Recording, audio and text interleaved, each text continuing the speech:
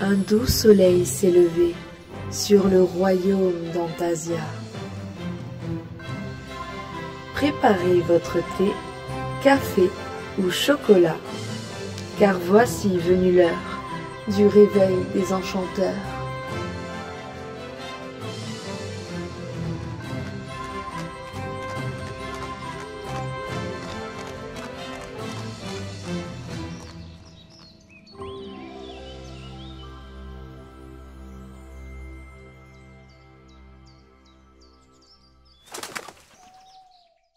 Mystère et magie, réveille l'enchanteur qui est en toi.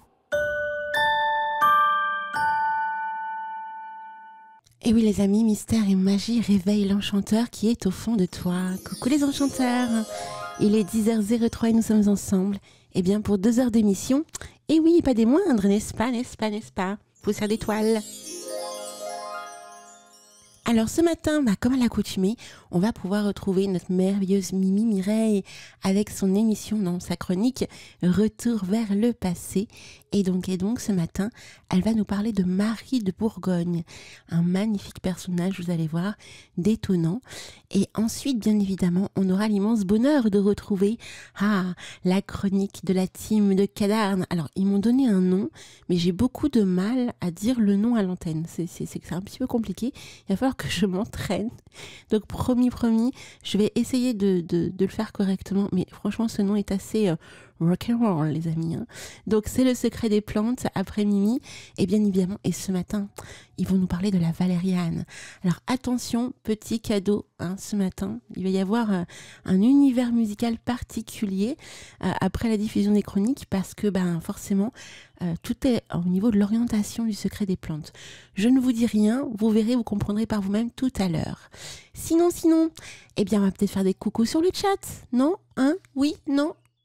Pas tout de suite, parce que après toutes ces merveilleuses chroniques, on a également Isilion qui sera parmi nous à partir de 11h, 11h15, Isilion, si ça te va, si ça te convient pour ce matin. Comme ça, on pourra un petit peu papoter, savoir un petit peu ce qui se passe sur le royaume d'Antasia, puisqu'aujourd'hui, c'est les élections. C'est les élections européennes en France. Mais est-ce qu'à Antasia, on a des élections? C'est la question. Alors attends, je vais essayer Abyss, mais je te promets rien. Oh là là, disciples antasiens, waouh, ils sont allés loin. Donc ce sont les disciples des plantes, plus antasiens, d'accord. Disciples antasiens, donc c'est le nom de la team qui gère évidemment la chronique Le secret des plantes. Donc on va tous répéter ensemble, disciples antasiens. Ok, merci Osiliane, il me dit que c'est parfait, donc je te dis vers 11h, 11h05, grand max. Donc je te donnerai le lien pour te connecter.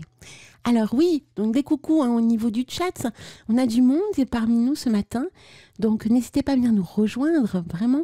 On a Marie-Hélène qui vient d'arriver, coucou ma petite Marie-Hélène. Hello. On a Mimi Mireille, coucou Mimi.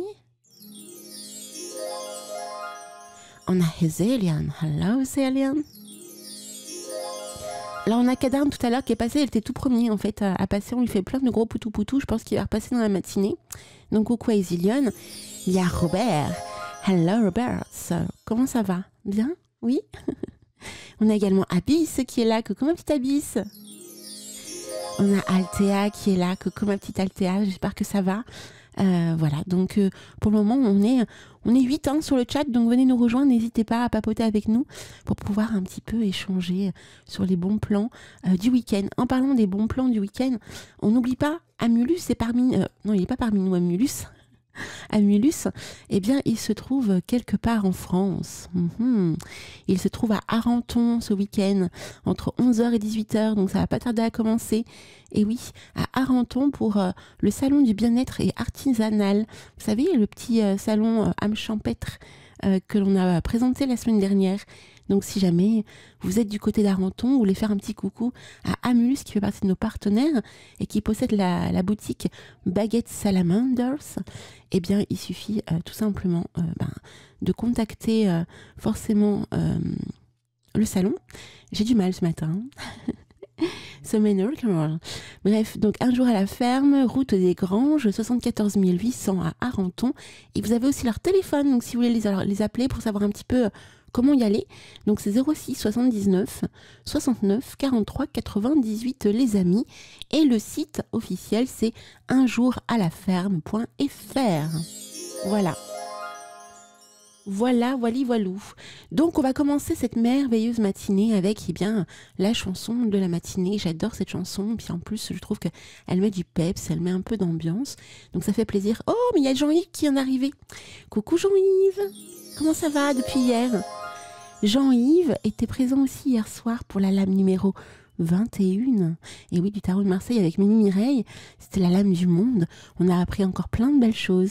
Donc n'oubliez pas aussi, la dernière lame du tarot de Marseille aura lieu le samedi 6 juillet. Et la dernière émission de la saison aura lieu le dimanche 7 juillet. C'est une émission très spéciale qui va vous expliquer un petit peu tout ce qui s'est passé pendant cette première saison sur Fantasia. Et on va aussi parler du futur. Qu'est-ce qui va se passer en saison 2? Parce qu'il y a plein de nouveautés qui vont arriver également. Et qu'est-ce que je voulais dire de plus? Je crois que c'est tout. Donc n'hésitez pas à marquer dans vos agendas le samedi 6 juillet pour la lame numéro sans nom, la lame numéro 22. Voilà. Elle a plein de noms cette lame. Et même des fois, elle n'a pas de nom du tout. Elle n'a pas de chiffre du tout. Donc, il va y avoir une énorme surprise pour cette dernière émission de la saison, les amis. Donc, n'hésitez pas. Oui, c'est gentil, Abyss, ça va très bien. Merci à toi. Vous êtes adorables dans vos messages, les amis, franchement. Alors, elle me dit quoi, Mimi? Et non 9, Alina, lol, avec toi. Bah oui, aujourd'hui, c'est un grand jour.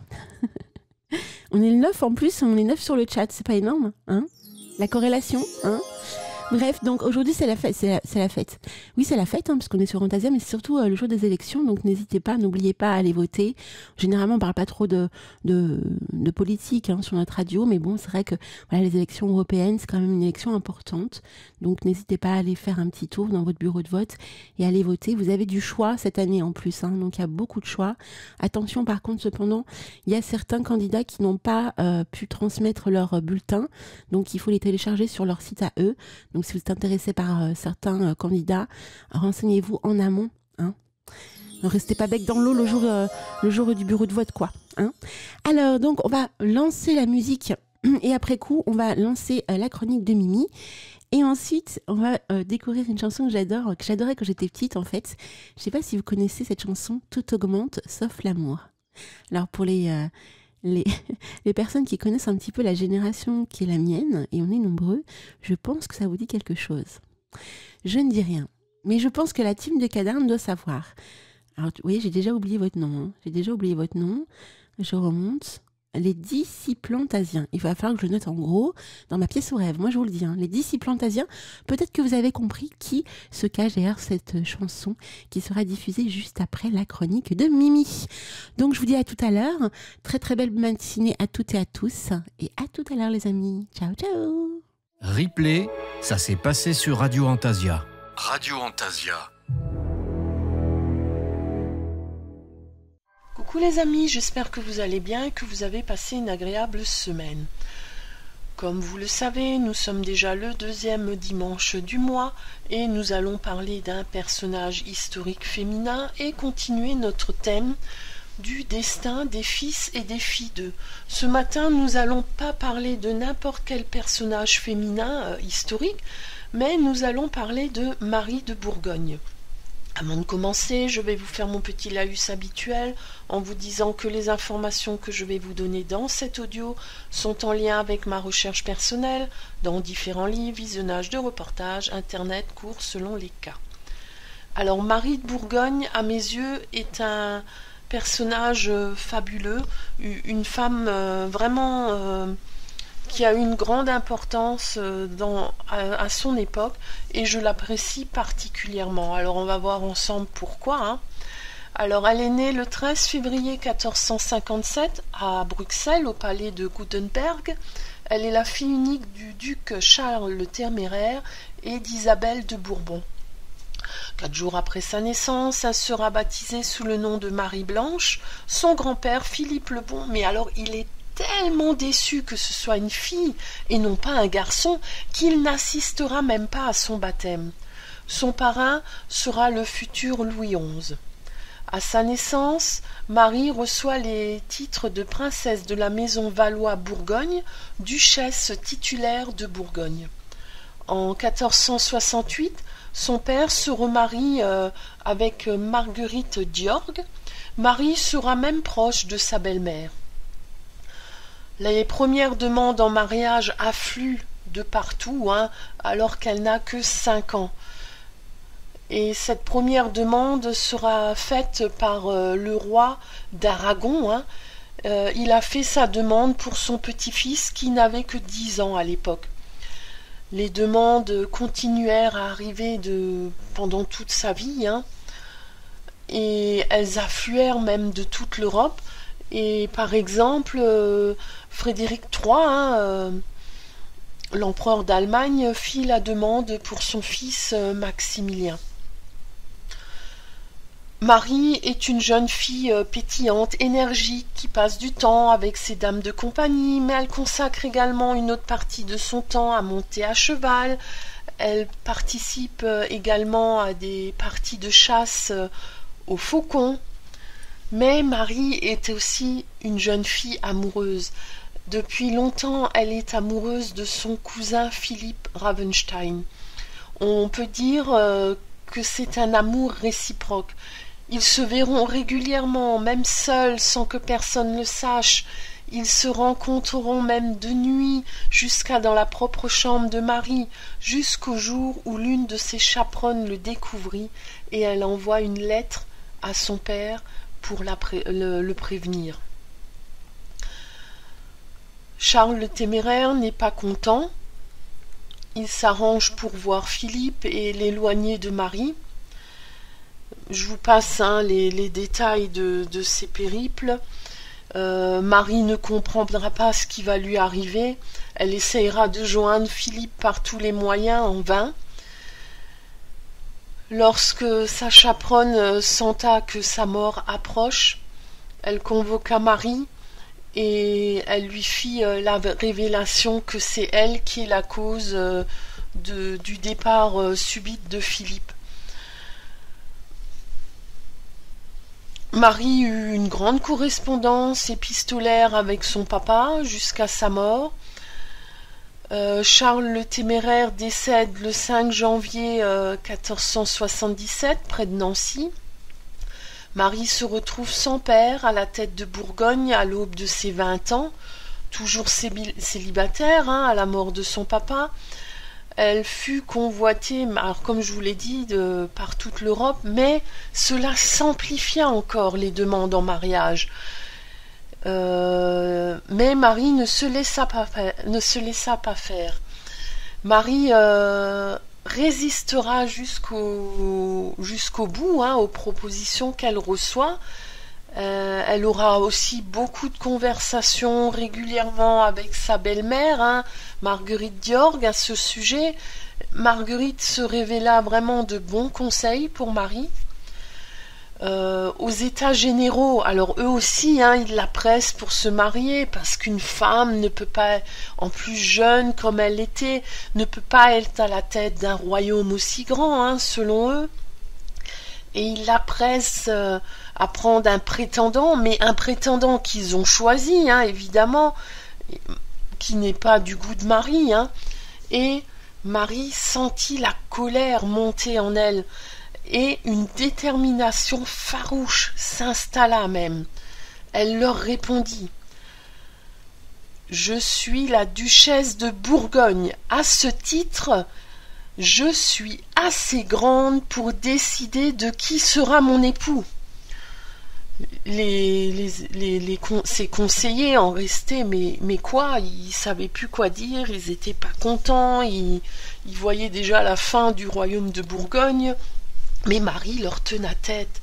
Tous étaient même étonnés, jusqu'à sa propre belle-mère, de cette prise de parole devant tous ces hommes de pouvoir, alors que tous la voyaient comme une jeune fille douce, soumise. Cela dit, il ne faudrait pas être surpris plus que cela, à mon sens. Après tout, elle est la fille de l'indomptable Charles le Téméraire. Malgré toutes les intrigues pour la marier, Marie s'affirma et décida de rester à Gand, car pour elle, fuir à l'étranger ou dans une quelconque province du Sud, ça aurait été perdre le crédit qu'elle avait si durement acquis. Les prétendants continuèrent à affluer. Mais, depuis quelque temps, Marie de Bourgogne avait une idée en tête. Un jeune homme sorti du lot à ses yeux. Elle trouvait qu'il serait un chef dont cela ferait taire tout ce qui essaye de l'influencer, de la déstabiliser, j'en passe. Cet homme n'est autre que Maximilien d'Autriche, le fils de l'empereur d'Allemagne, Frédéric III. Mais au fond d'elle, elle aimait toujours Philippe. Philippe, ce premier amour, elle le revoit et elle lui avoua ses sentiments. Philippe la repoussa, mais par amour, malgré les insistances de Marie, et il lui dit qu'il n'était pas celui que Dieu avait décidé pour elle, et qu'il serait indigne d'être son époux. Et pour finir, il ajouta qu'il n'avait ni le courage ni les qualités pour succéder à son père. Ce qu'il fallait pour Marie était un véritable chef, et lui, il ne l'était pas. Il réussit à convaincre Marie. Marie s'inclina devant Philippe. Elle réunit les conseils d'État généraux et elle lui fit savoir sa décision. Elle épouserait Maximilien d'Autriche. La première cérémonie eut lieu par procuration le 21 avril 1477 à Prinzenhof, à Bruges. Le duc de Bavière sera le substitut de Maximilien. Le 17 août de cette même année, Maximilien, après un long voyage, arriva à Gand.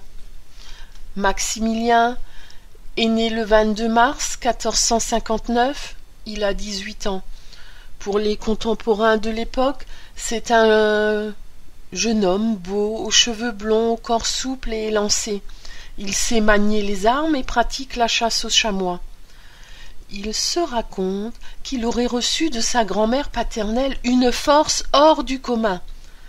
Et grâce à cette force, Maximilien réussit à gagner le cœur de son peuple, ce qui contribuera à le rendre populaire dans son pays.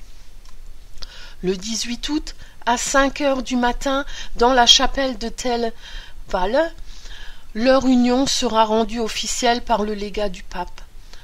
En passant l'anneau nuptial au doigt de Marie, Maximilien lui dit « Avec cette bague, je vous donne ma fidélité d'homme. » En passant l'anneau nuptial au doigt de Maximilien, Marie lui dit « Je vous promets fidélité et amour et de tenir les promesses qui ont été convenues entre votre père et le mien concernant mes terres et mes provinces. » Le jeune couple quitta la chapelle, traversa la ville en liesse sous les acclamations du peuple. Vive Bourgogne, gloire à nos princes! Marie et Maximilien seront très liés. De leur union naquit 3 enfants, Philippe le Beau, Marguerite d'Autriche et François, qui malheureusement ne vécut que quelques semaines. Le 6 mars 1482, Marie participa à une partie de chasse au faucon dans la forêt de Vinendale, comme elle avait l'habitude, mais cette fois-ci en compagnie de son époux. Lors de cette journée, Marie chuta. Elle décéda plusieurs jours après, le 27 mars 1482, à l'âge de 25 ans. Elle aura eu le temps de dicter ses dernières volontés. Marie est inhumée en l'église Notre-Dame de Bruges. Il y aura encore énormément de choses à vous dire concernant Marie, mais je vais m'arrêter là parce que le temps m'est compté ce matin. J'espère que vous avez apprécié découvrir cette femme d'un autre temps qui a réussi à s'imposer dans ce monde d'hommes. qui s'est vraiment révélée, qui a révélé une personnalité hors du commun, je trouve, hein, et que cela surtout vous aura envie d'aller la découvrir, mais davantage, parce qu'elle fait, à mon sens, partie des personnages oubliés de l'histoire qui ont vraiment été éclipsés par d'autres femmes plus populaires, hein, à la même époque qu'elle. Alors les informations que je vous ai données, vous pouvez les retrouver dans le livre Marie de Bourgogne, la princesse aux chênes d'André Besson. Alors Besson, ça s'écrit B-E-2-S-O-N. Il y a également une série qui est très bien faite, hein, qui porte sur le choix de Marie pour son époux Maximilien. Vraiment cette partie finale, hein, jusqu'au mariage, où l'on voit Marie avec sa force et sa détermination. Je pourrais vous donner un lien pour aller visionner un extrait de cette série pour voir si cela vous convient. Je vous souhaite un agréable dimanche, une belle semaine, prenez bien soin de vous et je vous dis à la semaine prochaine avec un autre personnage historique. Ripley, ça s'est passé sur Radio Antasia. Radio Antasia.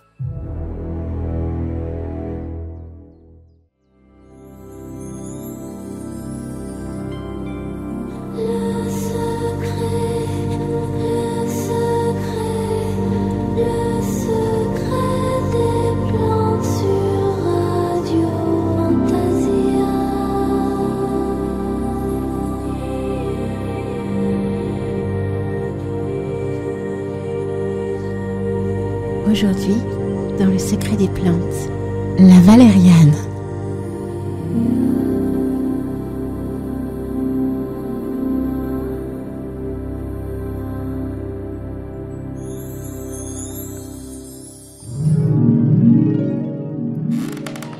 Bon bah, nous y voilà. Première lecture devant un prof d'Antasia. Bon courage à vous les loulous. Et rangez-moi cette flasque. Ça va pas vous donner du courage cette possette au schnaps? Ouais, faut bien s'éclaircir la voie un minimum. Et hop, direction le gosier. Descente sans rappel et sans les mains. Merci monsieur dame. Dernière fois que je vous fais découvrir la cave. Merde! On a oublié Robert là-bas. Oh, de toute façon, il a le double des clés. Psst, les loulous, c'est qui ce type déguisé en Senseiya avec un masque de bioman? Mais il s'entraîne à quoi faire là? Un Kamehameha? Étrange, non? Vous lui avez annoncé comment le thème de la chronique du secret des plantes? Bah tout simplement, parrain, tu vas adorer Zillion. On va parler de Valériane. Eh ben tout s'explique. Génération Club Dorothée. Il se prend pour Bernard Minet. Tu sais, le fiancé de Valériane dans Les Musclés. Va vraiment falloir qu'on améliore notre communication. Par contre, qui pour lui annoncer du coup? Description. La valériane est une plante herbacée vivace avec un rhizome vertical gris-jaune et de longues racines épaisses. Sa tige cylindrique, creuse et cannelée, atteint de 40 cm à 2 mètres. Les feuilles, opposées et divisées en folioles, mesurent de 15 à 35 cm. Ces petites fleurs blanches rosées, visibles de mai à août, sont mellifères. Son fruit, quant à lui, est ovale avec une aigrette plumeuse. Habitat. La valériane, Valeriana officinalis, est originaire d'Europe et d'Asie, mais elle est aussi naturalisée dans d'autres régions du monde. Dans les zones tempérées, elle prospère, préférant des climats modérés sans extrême de température. Elle aime les sols humides, bien drainés et riches en matière organique, souvent trouvés près des rivières et des ruisseaux. La valériane s'épanouit sous le soleil ou à mi-ombre, mais préfère une bonne exposition à la lumière pour une croissance optimale. Elle peut pousser à diverses altitudes, mais se trouve principalement dans les plaines et les collines. Dans son habitat naturel, on la rencontre dans les prairies, les bois clairs, les bords de route et les friches, des milieux où la concurrence végétale n'est pas trop intense. Ces conditions permettent à la valériane de prospérer et de développer ses composés bénéfiques, essentiels en phytothérapie. Propriété médicinale. La valériane est reconnue pour son puissant effet sédatif, souvent utilisé pour combattre les troubles du sommeil. Cet usage est soutenu par les autorités de santé telles que l'Organisation mondiale de la santé, OMS, l'Agence européenne du médicament, EMA. Sa racine, à l'odeur caractéristique, est la partie la plus utilisée en phytothérapie. Somnifère et sédatif, la valériane est principalement utilisée pour favoriser l'endormissement et améliorer la qualité du sommeil. Elle agit en douceur sur le système nerveux central, en calmant l'anxiété, la nervosité, qui peuvent perturber le sommeil. Relaxante, elle aide à réduire le stress et la tension nerveuse. Elle est particulièrement utile en cas d'excitation, d'irritabilité, d'angoisse ou de palpitation. Analgésique, cette plante peut soulager les douleurs d'origine nerveuse, telles que les maux de tête, les migraines, les douleurs musculaires et les crampes menstruelles. Antispasmodique, elle est également utilisée pour détendre les muscles spasmodiques en cas de troubles digestifs, de coliques ou de règles douloureuses. Il est important de noter que la valériane est généralement bien tolérée, mais peut provoquer maux de tête, troubles digestifs ou somnolence chez certaines personnes.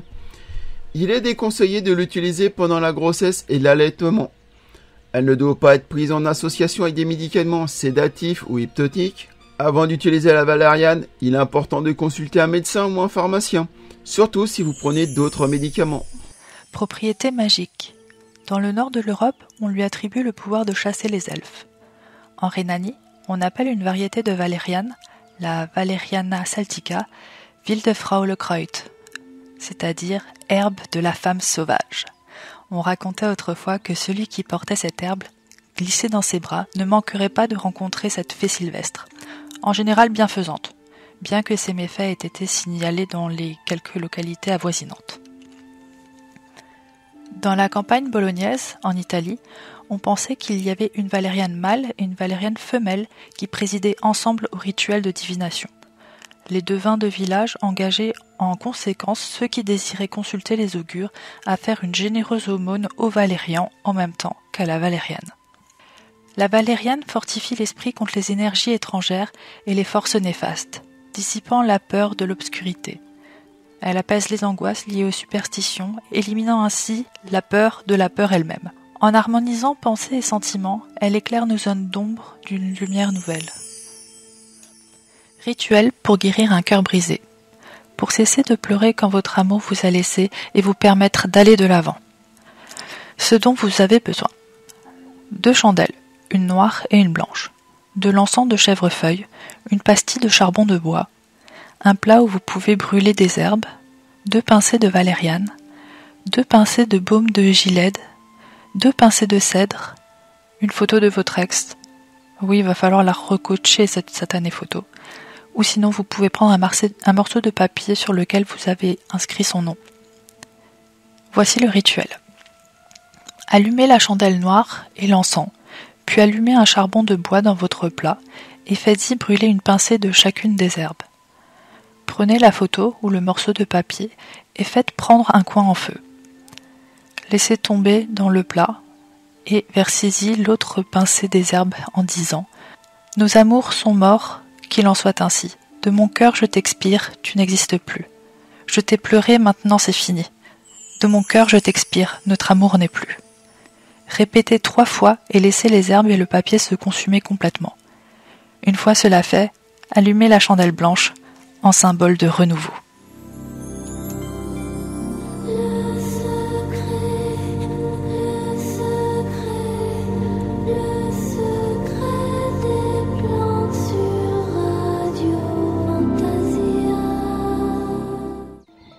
Légende, superstition et Bernard Minet, enquête exclusive. Peut-être même Bernard Minou d'ailleurs, tiens. Ouais, ce serait marrant ça. Enfin, je me comprends. Il est dit qu'aucun homme ne peut résister à une femme ayant dissimulé de la valériane dans ses sous-vêtements, selon une croyance galloise. Les chats, eux aussi, sont irrésistiblement attirés par cette plante, aux fleurs roses ou blanches, d'où son surnom d'herbe au chat. Autrefois, on croyait que présentée à une personne en état d'hypnose, la valériane pouvait la faire agir comme un félin. Elle se mettait à 4 pattes, miaulait et griffait. Eh merde, ça marche en plus. Le saviez-vous? La contribution de ces racines au bien-être de l'humanité souffrante a fait attribuer son nom à cette plante du latin valeo, être en bonne santé. Conclusion. Voilà encore un dilemme à résoudre. Doit-on avouer à notre cher Hésilion la jeunesse de notre chronique? Cet univers qui est bien loin de notre enfance, bercé par le Club Dorothée. Après quelques nuits blanches pour réfléchir, je pars en direction de la bibliothèque pour un certain bureau. Là, Hésilion me regarde vite fait du coin de l'œil et me demande pourquoi je le dérange. Après l'avoir informé du but de ma venue, je lui avoue tout. À sa réponse vaseuse, je me rends vite compte qu'il a préféré jouer à ses figurines plutôt que d'entendre mon monologue. Déçu, je repars dans la forêt pour rechercher la prochaine plante à étudier. Le secret des plantes sur Radio Fantasia.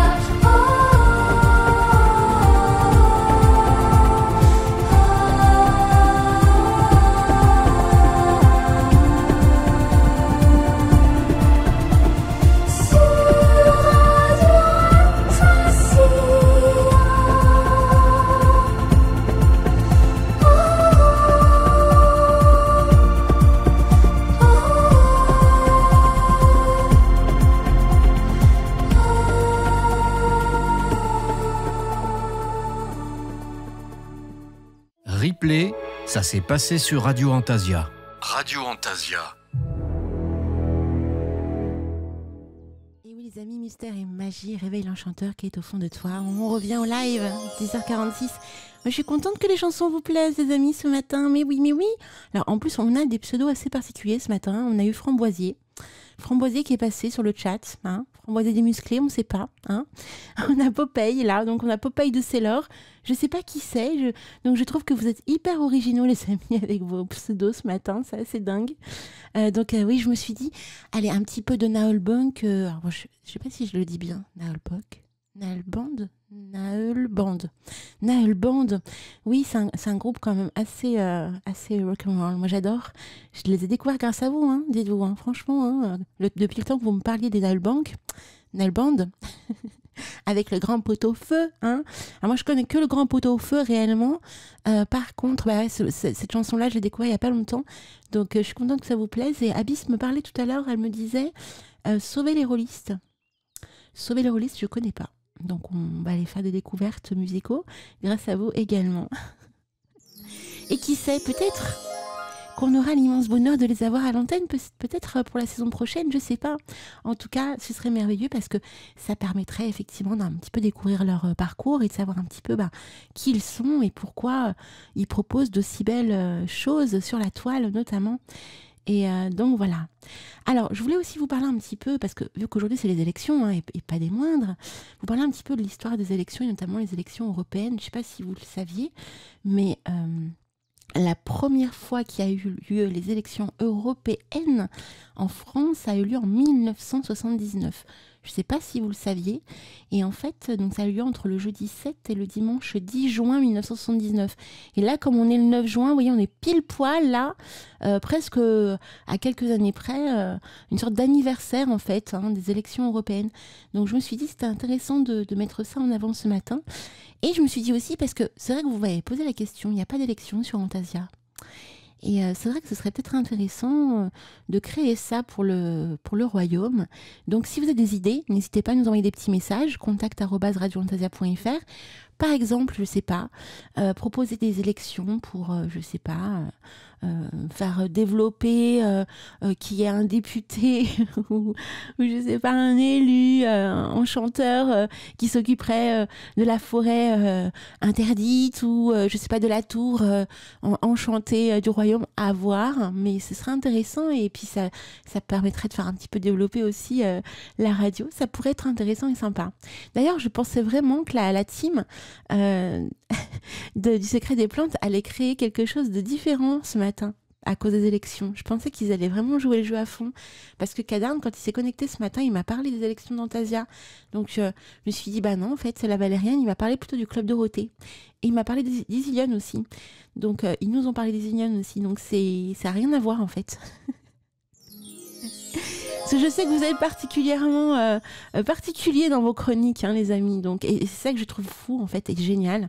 C'est que c'est complètement décalé et ça met du peps et de la bonne humeur pour toute la matinée. Donc, continuez comme ça, c'est vraiment top. Un grand merci aussi à Mimi pour sa merveilleuse chronique de ce matin. Marie de Bourgogne, franchement, ça promet du bouillon.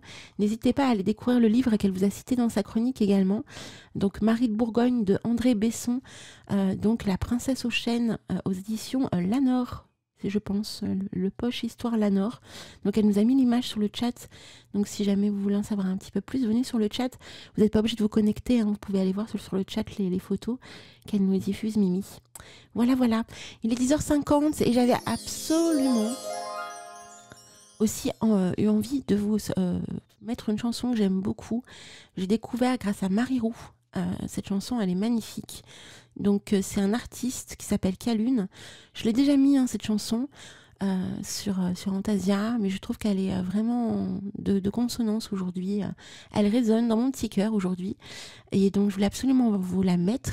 Et après coup, d'ici quelques minutes, on aura Isilionne qui sera parmi nous pour nous parler un petit peu du royaume. Qu'est-ce qui se passe dans le royaume? Et oui, et puis après coup, nous parler de sa chronique. Et oui. Donc voilà les amis. Donc on se laisse avec Calune et après coup, dans quelques minutes, hein, on retrouvera notre merveilleux Isilionne en direct sur Radio Antasia. Alors j'adore Cadarn du Scorpion. Alors Cadarn, tu nous mets des pseudos de fou. Hein. Bravo à toi. Donc c'est parti les amis, Calune, et on se retrouve juste après pour Isilionne et sa chronique. À tout à l'heure. Replay, ça s'est passé sur Radio Antasia. Radio Antasia. Et oui les amis, Mystère et Magie réveille l'enchanteur qui est au fond de toi. Un énorme merci à Marie Roux, vraiment, pour la découverte de ce morceau, je l'adore. Alors j'ai Isilionne qui est connectée mais je l'entends pas. Allô, monsieur... À l'huile. Ah voilà, viens. Excellent. Ah c'est Club Dorothée ce matin, hein. C'est un mix entre Club Dorothée, Noël Band, voilà. Ça va bien. C'était une demande de Cadarn. Ah, et oui, sacré Cadarn, hein, sacré team, hein, franchement, hein. Mais ben, oui, ils sont déchaînés aujourd'hui. Hein. Je vois ça, hein, ça n'arrête pas sur le chat. Alors en plus, Abyss, elle m'a pété toutes mes figurines. Non. Si. Alors attends, je t'explique. Déjà, il y a Sylvain qui s'est pointé dans la bibliothèque alors que j'étais en train de programmer mon armée de contes vampires. D'accord. Donc tu vois le truc où tu as besoin de beaucoup de réflexion. Bon, il vient me poser un truc, j'ai même pas écouté. Je l'ai envoyé sur la contre-allée B, je crois, mais je lui ai pas dit l'étage. Donc, la fameuse allée où il faut pas aller, hein? On est d'accord? Non, c'est pas celle-là. Ah, d'accord, j'y ai cru. Non, c'est pas celle-là. Mais je lui ai pas dit l'étage de toute façon, donc du coup, il doit être en train de chercher. Et là, j'ai une Abyss en furie complètement shootée au schnapps qui est arrivée avec des dés verts et qui m'a dégommé toutes mes figurines, quoi. Énorme. Non, mais... Elle dit c'était un accident. Oui, tu parles. Il croit pas un instant. Donc il se passe des choses, quoi, en fait, si je comprends bien. Ben, je sais pas, mais ils m'en veulent en ce moment. Je sais pas ce que je leur ai fait, moi. Je sais pas non plus, il faudrait leur poser la question, en fait. Hein. Qu'est-ce qui se passe dans leur tête? Je sais pas. Alors, c'est quand même fou parce que tu vois, jamais il ferait ça à Vera. Bah, c'est vrai ce que tu dis. Mais après, peut-être que Vera, elle a un sortilège qui fait que elle dépasse ça, en fait. Qu'elle n'a pas à vivre ça, peut-être. Ouais, ça doit être ça. J'ai piqué Carmen à Yabi et comme ça sera réglé. Ils oseront plus s'approcher. Ça me mérite des poussières d'étoiles, les amis. Vraiment. Donc, oui, il se passe des choses quand même dans le royaume, hein. Je vous le dis, ça n'arrête pas. Et on perçoit des petites choses grâce à vos chroniques, hein, surtout. Ouais, tu vois, par exemple, le secret des plantes, aujourd'hui, c'était assez particulier. Hein. Oui, elle était chouette. Et en plus, ça m'a fait réaliser que j'avais jamais parlé de l'huile essentielle de valériane. Donc, je la prévois pour plus tard. Alors, attends, tu as vu ce que Mimi vient de marquer? la photo qu'elle a prise dans la bibliothèque cette semaine, ouais, je l'ai plus en tête. Mais t'as photographié quoi, Mimi? Ouais, attends. Elle me l'a envoyé, mais j'ai oublié. Ah, en plus, alors, une potion d'amnésie. D'accord, ça continue. Bah non, je suis en train de préparer mon tournoi de Warhammer, je suis un peu occupé. Ah, c'est pour ça. Bah oui. Ouais, c'est logique. Au passage, Voilà. j'ai Mimi qui m'a transmis la fameuse photo qu'elle t'a transmise. Ouais, en fait, si c'est ce petit animal qui déplace les bouquins. Oui. D'accord, ok, ça promet du bouillon alors, les amis. Hein. Ben, on se demandait si c'était pas ton gnome. Non, il lui ressemble pas du tout. Donc c'est pas lui. Ok. Non, du tout. Effectivement, Mimi a trouvé une charmante petite bestiole qui irait dans la bibliothèque. Bon, c'est peut-être lui qui déplace les bouquins. En tout cas, il les détériore pas, donc ça c'est très bien. Mais de toute façon, il a l'air trop mignon, quoi. Ouais, méfie-toi de l'eau qui dort quand même. Oui, c'est vrai, c'est vrai. Souvent, ils sont mignons, puis ils t'arrachent. Ah, c'est ça. Ah, apparemment, ça sera à Mimi. Attends. Ça sera à Abyss. Ouais, Abyss, c'est ton familier? Attends. Pourquoi je suis pas étonné? Voilà. Pourquoi je suis pas étonné? Et ben voilà, c'est le familier d'Abyss. Et ben voilà, les amis, on a trouvé le familier d'Abyss qui déplace les bouquins dans la bibliothèque voilà, du royaume. C'est un truc de fou. Il est trop mignon, ton familier Abyss. Replay, ça s'est passé sur Radio Antasia. Radio Antasia. En tout cas, ça promet du bouillon. Avant qu'on arrive avec ta chronique, tu nous as proposé quand même plusieurs choses dans ton plan, j'ai vu. Oui, alors une fois n'est pas coutume, en fait, je n'ai pas pu suivre le plan de Mimi cette semaine pour la simple et bonne raison que la première huile, l'huile d'épinette noire, en fait, elle n'est disponible que au Canada. Ah, d'accord. Donc nous, on n'a pas cette plante. Donc j'aurais pu la traiter. Hein. J'avais trouvé pas mal d'infos sur cette huile-là, mais tu sais que j'aime bien travailler avec ce qu'on a sur place en fait. Oui. Et je me suis dit que ça n'avait pas vraiment de sens de proposer quelque chose auquel nous en France métropole on n'a pas accès. Alors je me suis dit que je savais qu'on était écouté au Canada aussi, mais bon, peut-être que les demoiselles étranges sont plus légitimes que moi à en parler que de celle-là. Et l'autre chose qui me pose un problème, c'est que moi je m'en sers pas. Donc si tu veux, tu peux pas vraiment tester quoi. Voilà. Donc c'était un peu bizarre. J'en parle. Et la deuxième, l'huile essentielle de lotus. L'huile essentielle de lotus, ça n'existe pas, en fait. Alors là, tu nous apprends quelque chose. Et ouais, ça n'existe pas, l'huile essentielle de lotus. Le lotus est une plante qui est essentiellement gorgée d'eau.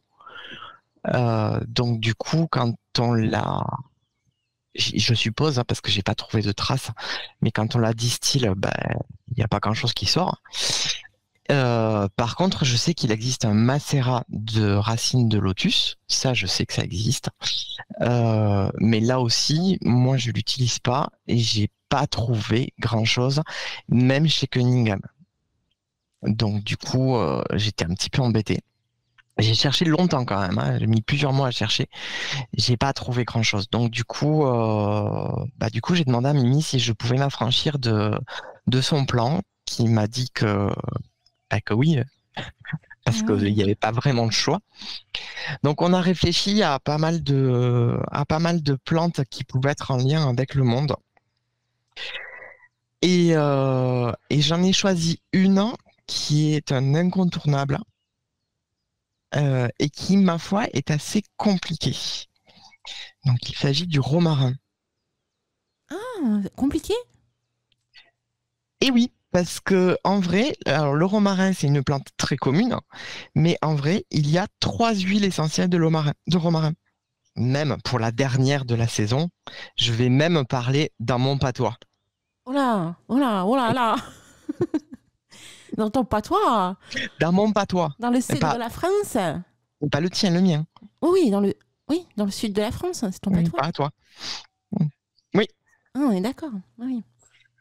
Bah, Non, il y a écoute, juste un petit passage dans mon patois. d'accord. Bien, le romarin, il s'appelle Rosmarinus officinalis. Jusque-là, rien de bien compliqué.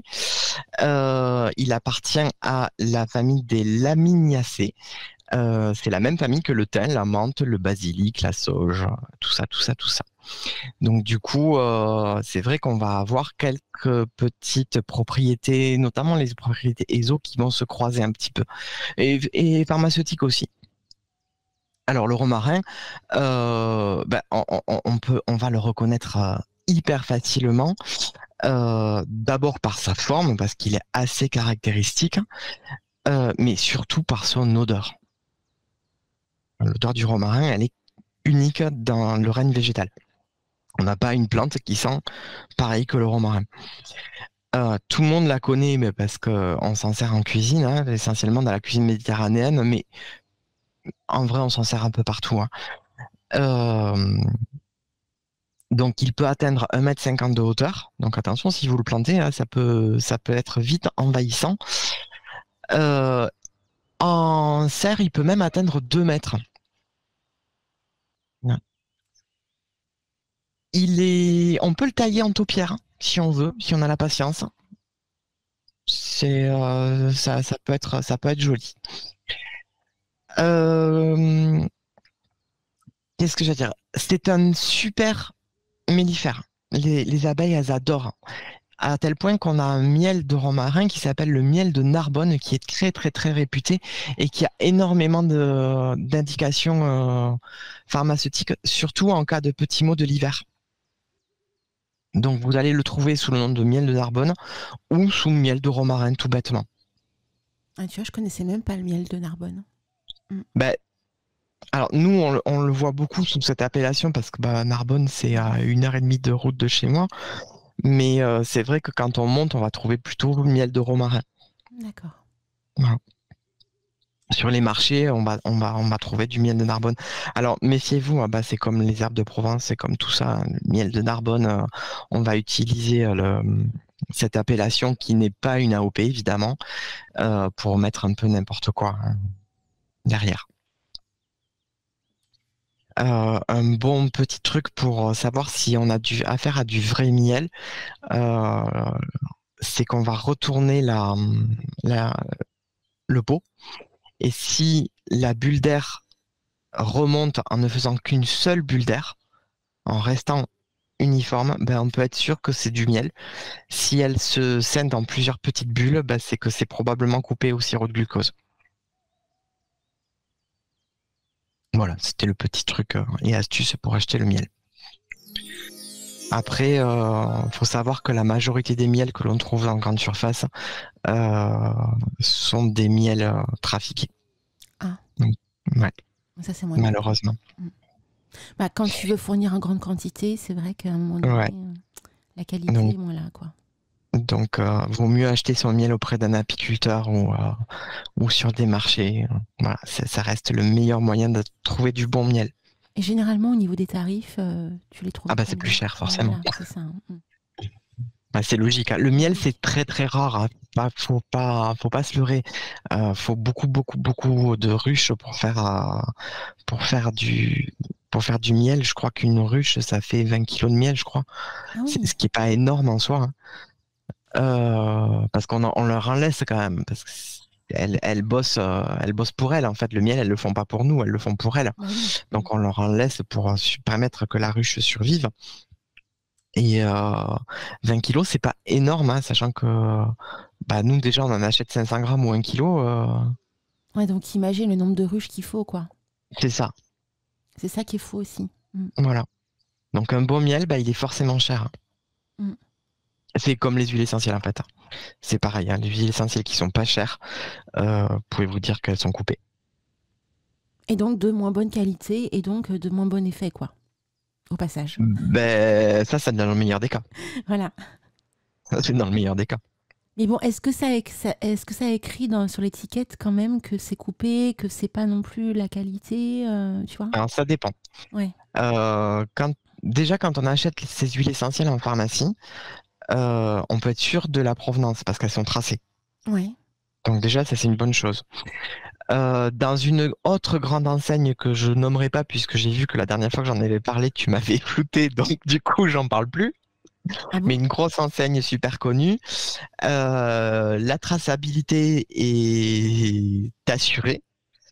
Mais pour avoir des prix assez compétitifs, la qualité n'est pas forcément au rendez-vous. Donc les huiles sont pas dangereuses, elles sont pas mal, mais elles seront toujours de moindre qualité que celles que vous trouvez en pharmacie. Je t'ai flouté dans... Ouais, j'avais cité une marque, on avait cité une marque avec Mimi, et Je m'en souviens même pas. t'as flouté. Ah bah tu peux le dire parce qu'on n'a pas de problème avec les marques. En fait, on peut citer toutes les marques qu'on veut. Ah bon? C'est- Bon, bah, ah, je bien parlais sûr. d'Aromazone. Ah bah non, du tout. Hein, non. Alors, soit Ouais. c'est une erreur de ma part quand j'ai fait le montage. me Bon, c'est pas connaissant. grave, hein. Moi, je me Non, suis non. dit simplement que tu voulais pas quoi. Ah pas du tout. Non. Non, on peut citer les marques après coup. Quand on fait des rediffusions sur nos chaînes YouTube, on marque qu'il y a de la publicité, c'est tout. Ah, d'accord. Mais on peut. Bon. Voilà. Donc voilà, elles sont bien. Le gros avantage de cette enseigne, c'est qu'on va en trouver beaucoup au même endroit, beaucoup plus qu'en pharmacie en fait. D'accord. Pour pas dire toutes celles qui sont disponibles sur notre territoire, puisqu'il y a certaines huiles essentielles qui sont disponibles par exemple aux États-Unis ou au Canada ou en Espagne, et que la législation fait qu'on ne peut pas les vendre en France. Hmm. Donc Amazon va respecter la législation hein, et va vendre uniquement ce qui est autorisé en France. Certaines huiles sont soumises. C'est quand même un médicament, les huiles essentielles, faut pas l'oublier. Donc On peut pas en faire ce qu'on veut, en mettre n'importe où, voilà. faire n'importe Il y en a qui sont très dangereuses. Mm. Vraiment. Il y en a certaines dont je l'ai dit, je sais plus trop laquelle j'en ai parlé sur une des rubriques essentielles où j'ai dit en fait on ne peut l'avoir que sur ordonnance médicale. Ah oui, donc carrément chez le médecin, quoi. Ouais, chez un médecin ou un naturopathe ou un truc comme ça. D'accord. Il y en a certaines qui sont très dangereuses. Et pourtant, tu vois, ça pullule partout sur la toile, ça se développe puissance 1000, et on ne sait pas, en fin de compte, que certaines huiles peuvent être néfastes. Hein. En fait, ce sont des principes actifs de plantes. Bah oui. Il faut bien comprendre que quand on distille une plante, en fait, on va concentrer tous les actifs de la plante dans un liquide. Les médicaments, à l'heure actuelle, sont pour à peu près 60% fabriqués à partir de plantes. Donc, c'est un médicament, l'huile essentielle. La pharmacopée, à l'heure actuelle, elle est encore basée sur les plantes. Pendant la Grande Guerre, la deuxième, pardon, pas la première, vu que l'industrie pharmaceutique, d'abord, elle n'était pas aussi évoluée que maintenant, et puis surtout, elle était... la majorité des usines étaient sommées de produire des médicaments d'urgence. On avait plein de médicaments, notamment par exemple les sirops pour la toux et compagnie, qui ne se produisaient plus parce que les pharmacies, enfin les usines pharmaceutiques étaient concentrées sur les opiacés, les antibiotiques et tout ça. On se soignait avec des plantes parce qu'on n'avait que ça. Donc, il faut bien comprendre que les huiles essentielles, ce sont des médicaments. Donc, il faut faire très attention avec l'utilisation. C'est ce que je vous dis à chaque fois. Je vous dis attention, il y a ça, il y a ça, il y a ça. Quand je vous dis ne la prenez pas par voie orale, c'est sourcé, si vous voulez. C'est pas pour faire genre, quoi. C'est vraiment. Non, c'est pas pour faire genre. Mm. Enfin, j'ai une formation de soignant à la base qui m'a permis d'être spécialisé en huile essentielle à un moment donné. Donc j'ai arrêté d'être soignant au cours de ma carrière pour devenir enseignant, mais j'ai quand même une formation et il y a voilà ce que quand je vous le dis, c'est basé sur à la fois mes cours et d'autres ouvrages de pharmacie. Je prends pas que les ouvrages ESO, quoi. C'est une expérience qui était personnelle, parce que justement, tu as été formé là-dedans. Oui, voilà, oui. Plus, hein, ouais. C'est aussi pour ça que que je vous propose mes choses et que je vous dis attention, pas d'automédication, vous en parlez à votre médecin. Enfin, c'est hyper important. Enfin, faites très attention aux huiles essentielles. Oui, oui. C'est comme tous les amis. Faut faire attention. Exactement. Mais j'ai envie de dire que même dans notre pratique, quand on utilise certaines plantes, il faut faire très attention. Oui. Quand on veut fabriquer certains onguents ou certaines huiles et qu'on va utiliser de la conite, de la belladone, de la datura, il faut faire attention à ces plantes. Ce sont des psychotropes très puissants qui passent par voie cutanée. Faut les utiliser avec des gants. Il y a une mauvaise herbe qui pousse un peu partout, qui prolifère partout en France, qui s'appelle le raisin des Amériques. J'ai plus le nom scientifique en tête, qui est extrêmement toxique quand on touche ses feuilles. Et on en voit partout. C'est hyper toxique. Il faut faire vraiment gaffe, quoi. Donc on peut aller se balader en forêt, choses comme ça, tomber dessus et puis bim quoi. C'est ça. Surtout que cette plante-là, nous en tant que praticiens, on va s'en servir parce qu'elle a des propriétés super intéressantes. Les baies du raisin d'Amérique peuvent faire une encre magique un peu violette. Donc c'est plutôt sympa. Il y a pas mal de recettes qui les préconisent. Méfiez-vous, enfin, mettez des gants, quoi. Si vous ramassez ça, que vous faites votre encre et que le lendemain vous vomissez tripes et boyaux, cherchez pas plus loin, vous n'avez pas une gastro, vous êtes intoxiqué, c'est tout. Donc voilà, faut faire attention aux plantes, faut pas faire n'importe quoi. C'est important que tu en parles là en ce moment parce que comme l'été arrive bientôt, que les beaux jours sont de retour, forcément, on va être plus en plus. C'est la période des récoltes. Voilà. Donc, faire très attention à ce qu'on récolte, à ce qu'on ramasse et ce qu'on écoute surtout. Le muguet, j'ai oublié comment c'est, les Dicyplantasiens, c'est ça? Oui, alors moi aussi j'ai du mal. Donc il faut que je pense à Dicyplantasiens. Ouais. Voilà, les Dicyplantasiens, on en parlait un petit peu. Le muguet, c'est un poison. Oui. C'est un poison. Faut pas l'oublier quand même, c'est joli, on offre le 1er mai, c'est mignon, ça sent bon, ça sent très bon le muguet, c'est un poison. Ah oui. Donc l'eau du muguet là que vous avez reçu au 1er mai, faut la jeter dans le lavabo. Faut pas se dire je vais me faire une infusion au muguet, c'est un poison. Le muguet. Oui. Le chèvrefeuille aussi, c'est pareil. Le chèvrefeuille, ça sent super bon, c'est super beau. C'est hyper courant, c'est un poison. Ce serait intéressant de faire une chronique autour de ce sujet. Tu vois, je pense. Ouais, tu m'en rajoutes une là. Au mieux, il y a aussi le groupe des Dicyplantasiens qui peuvent proposer ça s'ils le souhaitent ou voilà, vous voyez entre vous. Mais ça pourrait être intéressant d'avoir une chronique sur ce sujet. Ça permettrait aux enchanteurs un petit peu de comprendre aussi les plantes qu'ils croisent lors de leur balade, notamment. Donc, et de savoir que certaines plantes sont toxiques, quoi, et qu'il faut faire très très attention. Ouais, on en parlera. En saison 2 écoute, la saison 2, elle s'est définie il n'y a pas plus tard que 10 minutes avec Mimi, tu vois. Ouais, tu vois. Voilà, c'est ça qui est merveilleux. Ça y est, elle est complètement définie, donc je suis capable de vous dire ce qu'il y aura en saison 2. Waouh, alors ça veut dire, vous voyez les amis, ça c'est merveilleux parce que quand on a des chroniqueurs animateurs qui travaillent en amont, de savoir un petit peu comment la future saison va être rythmée, c'est que du bonheur parce qu'après coup, moi j'ai tout le déroulé de l'année et je sais un petit peu en avance ce qui va être dit et être fait. Donc c'est génial. Merci à vous. Donc voilà. Mais après, c'est toujours... ce qui est bien dans notre équipe, effectivement, c'est que d'une part, on s'entend tous très bien.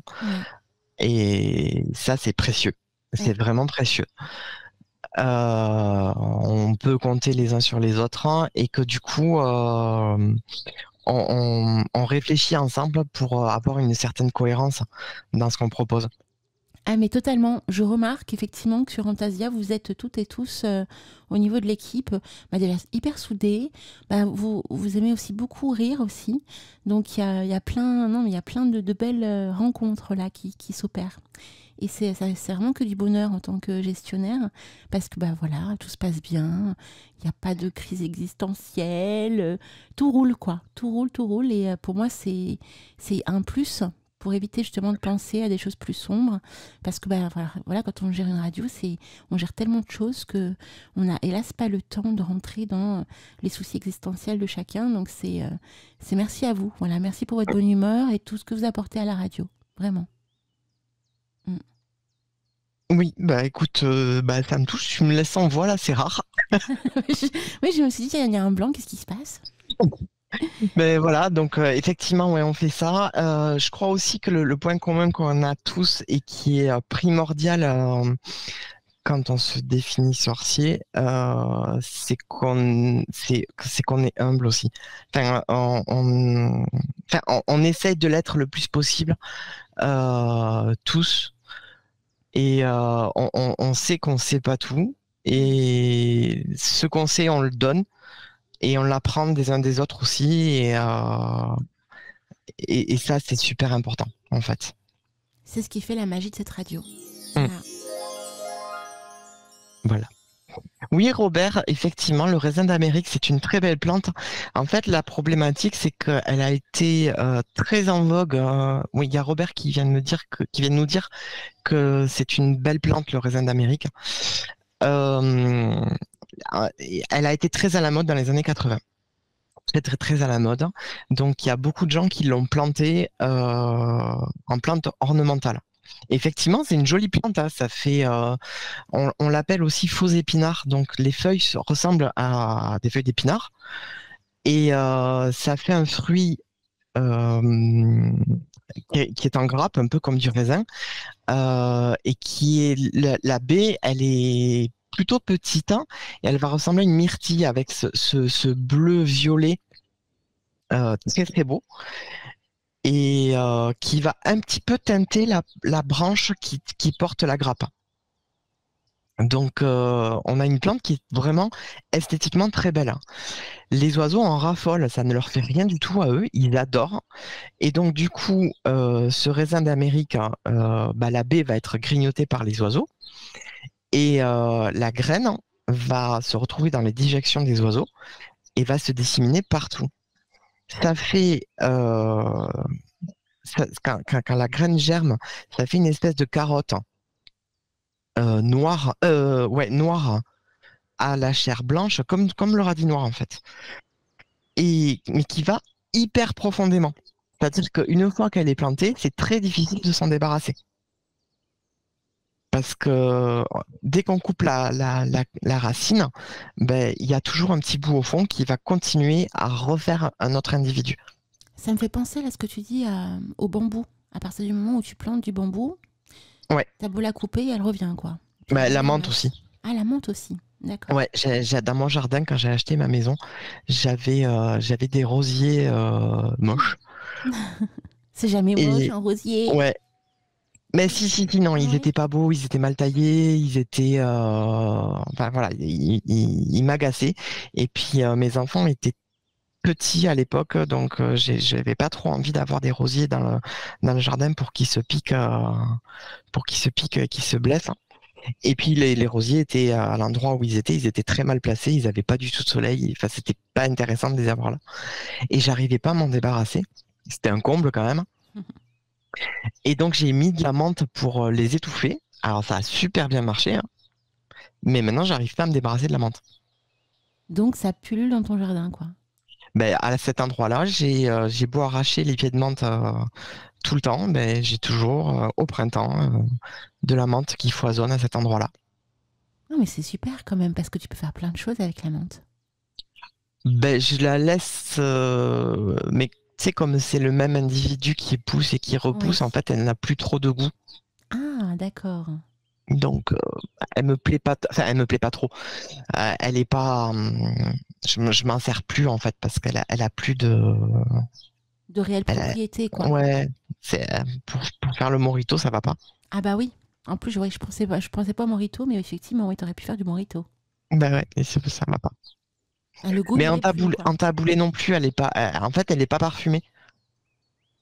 Oui, c'est vrai que Elle est, quand tu le mets dans un taboulé, c'est pour parfumer le taboulé. ouais, elle est Ouais. plus parfumée, donc du coup, ouais, si, je m'en sers un peu quand même, parce qu'elle a quand même vaguement un goût de menthe, mais ça n'a rien à voir. Au début, quand je l'ai plantée, effectivement, j'en avais ramassé plein pour la sécher, pour la mettre en tisane et compagnie. Maintenant, je peux plus le faire. Elle a plus de. Ça, c'est un plant qui est trop vieux maintenant. Mais bon, je la laisse. Ça habille, hein. Donc ça aussi, c'est intéressant de le savoir. En fait, quand on a une plante qui se renouvelle juste seule, de nouveau, ses propriétés peuvent être moins intenses. Bah, c'est le même individu, donc bah, comme nous, en fait, il vieillit et petit à petit, il a les qualités sont moindres, en fait. Mm. Rien n'est éternel, hein. Bah, il y a Abyss qui dit tu peux en donner aux animaux, aux lapins, aux oiseaux, aux rongeurs. Ils aiment bien les herbes. Alors, mes tortues, elles ont pas l'air d'aimer. Ah. T'as pas de poule? Non, j'ai pas de poule. Bah, je suis en ville. Enfin, je suis en ville. Oui, c'est Ouais. vrai. Donc, c'est un peu compliqué. J'ai la chance d'avoir un jardin, mais J'ai tendance à croire que tout le monde est à la campagne, mais en fait non. non, je suis en ville, hein, donc non, j'ai pas de rongeur, j'ai pas de poule et j'en veux pas. Enfin, ma fille adorerait qu'on ait des poules, moi j'en veux pas. Parce que j'ai un tout petit jardin et que j'ai pas trop envie de mettre mes animaux dedans parce que bah, les poules ça flingue le jardin, hein. Ah bah, on voit, hein. J'ai 2 tortues et qui me flinguent déjà pas mal le jardin aussi. Mais c'est vrai que quand t'as un grand jardin, avoir des poules, c'est mignon tout plein quand même. Ouais, mais là non, j'ai pas. D'accord. J'ai pas un assez grand jardin. Alors Mimi qui nous dit vous allez pas me croire mais j'ai déjà bu de mojito. Si, je te crois complètement Mimi. Mais moi je triche parce que je te connais bien. Donc je suis pas étonné. Il faut goûter, Mimi, tu verras, c'est super bon. Ouais, mais ça existe sans alcool, ça s'appelle un Virgin Mojito et c'est très bon aussi. On voit le connaisseur, hein. Moi je vous dis les amis, hein. On voit le connaisseur, hein. Il y en a peut-être dans la taverne de Lunaya, hein, qui sait. Il faudrait peut-être goûter et voir. Ouais. Bien, et si on parlait du romarin, parce que ça Bah oui. ça passe, mais Bah oui, j'ai quand même pas mal de choses à dire. c'est ça. On papote, on papote.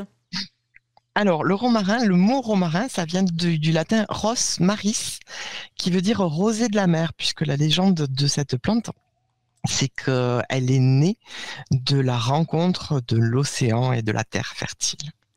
C'est beau ce que tu dis, hein. J'adore. Oui, c'est beau. J'ai trouvé ça très beau aussi. Je l'ai découverte cette légende en faisant des recherches. Je la connaissais pas. On peut le trouver à l'état sauvage sur tout le bassin méditerranéen et très facilement, hein. Vous allez dans le désert de la Clappe à côté de Narbonne, justement, vous allez en trouver partout. Mais on va surtout le trouver en culture dans beaucoup de jardins et on peut également le faire en pot sur un balcon. Ça tient très bien et le traiter comme un petit bonsaï et garder son pied de romarin très longtemps. Il faut juste le rentrer en hiver si on est plus haut que la Garonne. Elle fait partie des plantes citées dans le fameux capitulaire de Villis dont je vous parle depuis le début de cette chronique. On va le trouver frais, bien entendu, séché évidemment, en huile essentielle et en hydrolat. L'hydrolat de romarin est très intéressant pour les cheveux. C'est un purifiant capillaire. Donc, les propriétés du romarin de la plante sont antibactérien et antiviral. Il favorise la digestion, c'est un drainant rénal. Il a un petit côté anti-inflammatoire aussi. Il assainit les peaux abîmées et le cuir chevelu abîmé. Et il a un petit côté antidépresseur. Et donc, on va distinguer 3 huiles essentielles de romarin. Le romarin à camphre, qui vient de Rosmarinus officinalis camphoriferum, qui lui pousse en Espagne et en Provence. Le romarin à cinéole, qui provient du Rosmarinus officinalis cineoliferum, donc lui, il pousse au Maroc. Et enfin, le romarin à verbenone, qui lui est extrait de Rosmarinus officinalis verboniferum, qui lui pousse en Corse. Donc tout ça, ce sont les fameux chémotypes. Quesaco, un chémotype. Donc, Yabi vous en a parlé un petit peu. D'ailleurs, ça m'a bien fait rire parce qu'elle dit chémotype, alors que c'est chémotype. Mais ça s'écrit chémotype. Ben, le chémotype, en fait, c'est ce qui va définir une plante en fonction de son terroir. Et l'huile essentielle est chémotypée lorsqu'on utilise une plante issue d'un terroir très spécifique. Donc, en fonction d'un terroir, d'un ensoleillement, de la nature de la terre, la plante, elle va pas produire les mêmes molécules. Pensez au vin, par exemple. On a tous les différents cépages qui sont justement différents en fonction de l'ensoleillement, de la nature du sol et tout ça. C'est là, en fait, c'est un chémotype. Donc, comment on va distiller ces plantes? On va concentrer les principes actifs des plantes qui sont différentes malgré le fait que c'est la même espace en fonction du sol. Donc, on va appeler ça le chémotype. Enfin, ça s'appelle le chémotype. Et une huile essentielle doit être chémotypée. Si elle n'est pas chémotypée, vous pouvez être sûr que vous avez affaire à quelque chose qui est ou pas sourcé, ou produit de manière pas tracée. Enfin, vous évitez. Par exemple, si vous trouvez huile essentielle de romarin, vous prenez pas. Il va falloir trouver huile essentielle de romarin à camphre, ou à verbenone, ou à cinéole. Et là, vous êtes sûr d'avoir une vraie huile essentielle qui est bien sourcée. Et alors, pourquoi compliquer chez le romarin? Justement, les 3 huiles essentielles qui sont issues de la même plante, n'oubliez pas, la même plante, Rosmarinus officinalis, les 3 molécules qui s'expriment, elles sont différentes et du coup, leurs indications sont différentes. Et leur utilisation aussi. Et vous allez voir pourquoi. Donc les 3, par contre, on va les obtenir par la distillation de branches et de sommités fleuries. Ça, les 3, c'est pareil. Donc l'huile essentielle de romarin à camphre, celle donc qui provient d'Espagne ou de Provence, c'est une relaxante musculaire, le camphre quoi. Un tonifiant nerveux, un expectorant, un mucolytique et un antalgique, mais un tout petit peu.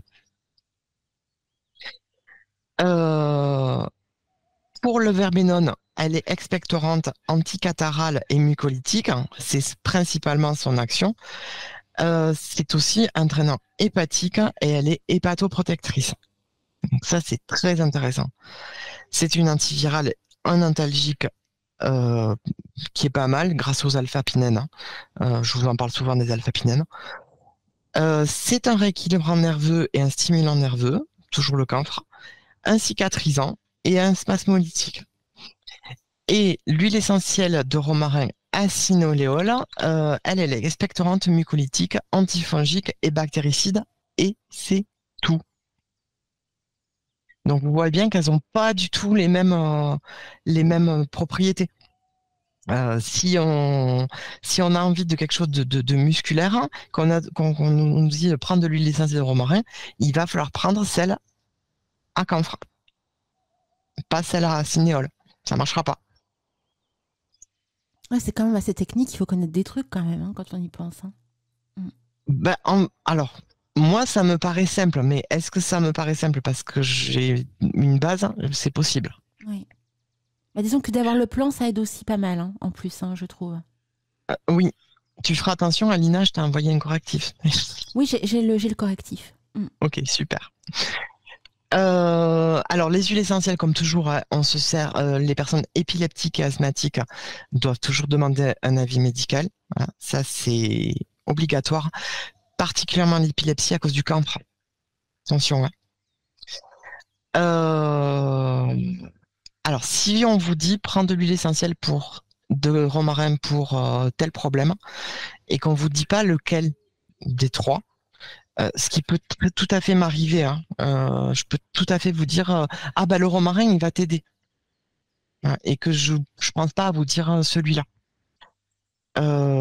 N'hésitez pas à demander à votre pharmacien. Les pharmaciens adorent vous renseigner sur les huiles essentielles. Alors pourquoi? D'abord parce que ça fait partie de leur spécificité, c'est-à-dire qu'un médecin ne sera pas forcément formé aux huiles essentielles, un pharmacien l'est obligatoirement. Donc ça fait une petite plus-value sur le pharmacien qui est quand même intéressante. Et il y a énormément de pharmaciens qui se passionnent pour les huiles essentielles parce qu'on est sur le cœur du métier du pharmacien. Et ils aiment beaucoup quand vous leur demandez des renseignements sur les huiles essentielles. Donc ne vous en privez pas. Vraiment. Et lorsque il vous donne ces renseignements et qu'il vous donne la bonne huile essentielle de romarin qui va bien, pensez à marquer ce qu'il vous a dit sur un petit papier, un petit post-it, et le glisser dans le petit paquet dans la petite boîte de l'huile essentielle. Comme ça, vous ne referez pas de bêtises quand vous vous en servirez plus tard. Donc les 3 huiles essentielles sont irritantes pour la peau, voire même carrément dermocaustiques si on les utilise pures. Donc moi je vous conseille de les diluer à 20%, c'est-à-dire 2 ml d'huile essentielle pour 8 ml d'huile de transport. Comme d'habitude, vous faites un essai en les diluant, une petite goutte de cette dilution dans le pli du coude, vous attendez 24 heures. S'il n'y a pas de réaction, c'est que vous la tolérez bien. Vous pouvez y aller. Les 3 huiles essentielles de romarin peuvent être utilisées à partir de 6 ans. Elles sont interdites aux femmes enceintes et allaitantes sous toutes ses formes, même en diffusion atmosphérique. Donc le romarin à camphre, on peut l'utiliser juste sur la voie cutanée et très diluée.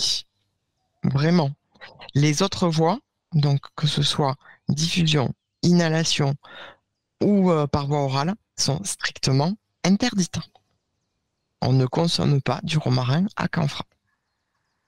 Vraiment, c'est dangereux. Le romarin à cinéole, lui, on peut l'utiliser sur les 4 voies d'administration, il n'y a pas de souci. Et le romarin à verbenone, la voie cutanée et la voie orale, pas de problème. Et on ne les diffuse pas et on ne les inhale pas. Donc vous voyez, c'est pas... Il faut le savoir, en fait. Il faut faire très attention. Du coup, sur les 3 huiles essentielles, si vraiment vous voulez ne l'acheter que pour votre pratique, je vous donnerai des petites recettes magiques tout à l'heure. Vous prenez celle à cinéole, en fait. Parce que du coup, vous allez pouvoir les diffuser et sans danger. Donc, elle est polyvalente pour ça. Et si vous voulez vous en servir en soutien thérapeutique, elle est très très bien contre la toux grasse. Même si moi, j'ai tendance à quand même préférer l'Eucalyptus globulus, qui est un peu moins dangereux pour la toux.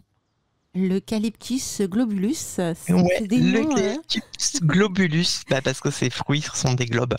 D'accord, j'aime bien le nom. Et il est sympa. Ouais, j'aime bien.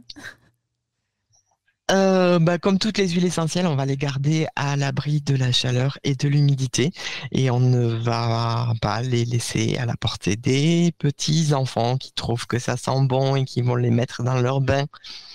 C'est pas bien. Voilà, c'est du vécu. Et pourquoi c'est pas bien? Parce que on peut avoir un surdosage et je vous ai dit que c'était dermocaustique. Ah, donc ça met des boutons. Ou brûler même des fois. Ah ouais. D'accord. Ouais. Donc ok, donc à éviter, en quantité. À éviter, voilà. On laisse pas à l'abri des enfants. Puis les enfants, ils aiment bien aussi jouer avec ces trucs qui sentent bon. Et oui, puis en plus le nom est marrant, donc ça va de pair. Moi, je le faisais quand j'étais petit. Ah, et pas bien. Tu as des souvenirs de ça étant enfant? Bien sûr. Génial. Bien sûr. Je jouais avec les plantes. En fait, mes grands-parents m'apprenaient les indications des plantes. Donc forcément, quand ils avaient des huiles essentielles, moi, je jouais au sorcier. Ah oui. Voilà. Oui. Voilà, j'ai fait des bêtises, comme tout le monde. Hein. Et t'as essayé des trucs. Ouais. Tu nous as fait Marc Queneux quand tu étais petit aussi, il faisait pareil. Il jouait avec les plantes et tout. Il faisait des potions dans la gadoue. Exactement pareil. Énorme. Vous voyez comme quoi c'est beau quand même. Hein. Quand on vous écoute parler de votre enfance, c'est beau. Hein. Voilà. Je me suis fait gronder aussi beaucoup. Ouais, mais après quelque part, t'es un chercheur, t'es un testeur, donc tu vois. Oui. Oui, oui, oui, oui, oui. Bien, les propriétés magiques. Alors, d'abord, pour les propriétés magiques, je vais remercier Mimi, mais alors beaucoup, beaucoup, beaucoup, beaucoup. Pourquoi? Ben, en fait, j'ai fait mon plan hier, comme d'hab, hein. Et comme d'hab, je l'ai envoyé à Mimi. Et comme c'était assez tard, ben Mimi, elle l'a pas, elle l'a lu, mais elle l'a pas étudié. Et ce matin, elle me fait son retour. Et puis elle me dit, ah, c'est vachement chouette ce que tu as écrit sur le romarin concernant ça et ça. Et là, mais j'ai pas écrit ça.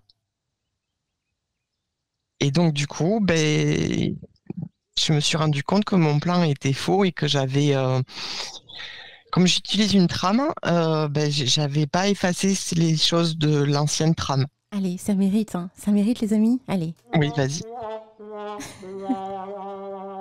Eh, c'est ça. Des fois, on était en l'air. Hein. Voilà, voilà, voilà. Et heureusement que Mimi A lu et elle me dit, mais c'est vachement intéressant, c'est hyper polyvalent. Tu m'étonnes que c'est hyper polyvalent. Il y a des 36 000 plantes. Oui, puis en plus, Mimi, c'est vrai qu'elle s'y connaît aussi pas mal en plantes. Hein, donc, Ben oui. elle percute. Moi j'aurais pas Voilà. lu, moi. Hein. Et puis, faut pas, enfin, ça, je vous le dis à chaque fois, hein, mais la chronique essentielle, alors certes, c'est moi qui l'a fait, c'est moi qui la présente, mais j'ai toujours Mimi derrière. Hein. Oui, parce que c'est en corrélation avec Oui. l'émission de la veille sur le tarot. Oui, Voilà, donc. mais pas que aussi. C'est voilà, j'ai Mimi derrière qui me fait la relecture, hein, qui me pose des questions, donc comme ça, je vois les choses qui sont pas claires dans mon plan, donc du coup, je vais le retravailler. D'accord. Donc, Voilà. vous voyez, encore une fois, un travail d'équipe. C'est ça. C'est la chronique essentielle. Voilà, c'est pas que Easy Lyon, il y a Mimi derrière. Bah, c'était comme à l'époque avec Laura et la Kitchen Witch. C'était pas Ouais. d'ailleurs, tu as été dans la Kitchen Witch, tu as fait partie. Ben, de j'étais ceux- derrière là pour le coup. Ouais, ouais. D'ailleurs, c'était tes premières chroniques Eh ben en oui. fait d'aide. Hein. Oui. C'est des beaux souvenirs aussi. Hein. Donc en fait, Ben tu as toujours eu cette jolie équipe en fait quand tu regardes quelque part. Tout à fait.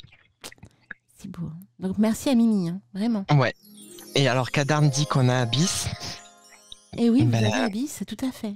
Ouais. Condoléances Kadarn. Je suis désolé pour toi. Ah, je vais te dire, Abyss, elle envoie du melon aussi. Hein. Elle envoie du lourd dans les chroniques, le secret des plantes, parce que toute la partie magique, c'est Abyss qui le développe, me semble-t-il. Hein. Si je dis pas de bêtises, il me semble que c'est ça. Et, Ouais, mais Abyss quoi. oui, bah oui, mais hey, chacun est différent. Hein. Ouais, chacun sa croix, je suis d'accord. Vous voyez les taquinades, les taquinades. Bien, allez, les propriétés magiques. Yeah. Alors, il est du genre masculin. Ça, on s'en doutait un petit peu. Et il est associé au soleil. On s'en doutait un petit peu. Il va être bénéfique aux Gémeaux et au Cancer, notamment pour ses propriétés digestives, puisque ces deux signes, on sait qu'ils ont des petits problèmes digestifs souvent. Il est de feu, hein, il est associé au feu, et ses pouvoirs sont, ses propriétés sont la purification. Il va renforcer les sortilèges de bannissement. Il va être utile en méditation. Je vais développer un peu plus tard tout à l'heure. Au bannissement, évidemment, spiritualité, force, protection, courage et jeunesse. Et je vais finir là-dessus. Vous verrez pourquoi. Donc le romarin, ben, en fait, il aiguise la conscience et il amplifie les dons magiques et psychiques. Donc l'huile de romarin, elle va procurer la concentration et la clarté sur la concentration en fait. Donc quand vous travaillez, quelque travail que ce soit, hein, quand c'est un travail intellectuel, quand vous avez besoin d'être très concentré, faites brûler une bougie parfumée au romarin, vous allez voir que votre concentration va être accrue. Il améliore la mémoire, donc du coup, il est tout indiqué pour se souvenir de ses rêves. Et il peut également, là je passe un petit peu sur la théorie des signatures, avoir un usage extrêmement intéressant lors de rituels visant à honorer ceux qui sont passés dans l'au-delà, donc à honorer leur mémoire. Donc ça peut être pas mal. Du coup, je vous ai trouvé chez Amy Blackthorn une petite tisane. J'ai trouvé intéressante. Je l'ai pas essayée, mais j'ai trouvé intéressante de par sa composition, donc je vous l'ai mise. Donc pour faire l'extrait sec de la tisane, vous allez prendre 2 cuillères à café de romarin séché pour le courage, la libération, la force, la sagesse. 1 cuillère à café de citronnelle pour l'honnêteté, le calme et la fidélité. Et 2 cuillères à café de menthe poivrée pour la clarté, la guérison et le bonheur. Vous allez prendre ce mélange, mettre un petit peu dans votre boule à thé, faire chauffer votre eau, pas trop, faut pas qu'elle boule, sinon vous allez détruire le principe actif. Et faire votre tisane et laisser infuser 5 minutes. Vous pouvez sucrer la tisane avec du miel ou du sucre. Ça va apporter le petit côté symbolique aussi de la douceur et des moments heureux. Et vous allez boire cette tisane en regardant votre vieil album photo. Pour vous rappeler. Ah, mais c'est une jolie chose à faire, je trouve. Ouais. Ouais. Je l'ai trouvée très très belle. Donc je me suis dit, celle-là, je peux pas la garder pour moi. Je la donne. J'aime beaucoup. Petite tisane, là, et puis hop. Alors, je l'ai pas essayé, hein, parce que chez moi, il fait très très chaud et c'est pas du tout un temps à tisane. Mais je pense que je l'essaierai sur l'automne, à mon avis. Sur Samhain, probablement. Ouais. Bah, tu sais que j'y ai pensé de suite. Hein. Introspection, souvenir, mémoire aux ancêtres. Ah, tu m'as contaminé, je viens de dire Samhain. Ah bah voilà.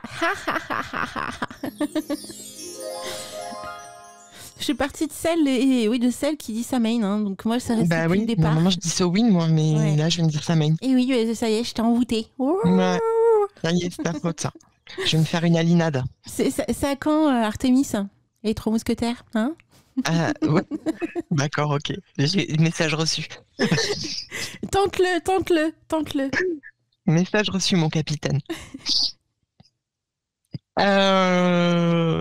Alors, le romarin, on s'en est beaucoup servi pour la consécration. En fait, la première trace écrite où on a où le romarin apparaît, c'est dans une recette non, c'est même pas dans une recette, c'est dans un compte rendu de consécration d'un temple en Égypte, où on utilise le romarin en fumigation. Hein, on brûle le romarin sur du charbon pour purifier un temple. Donc du coup, continuons.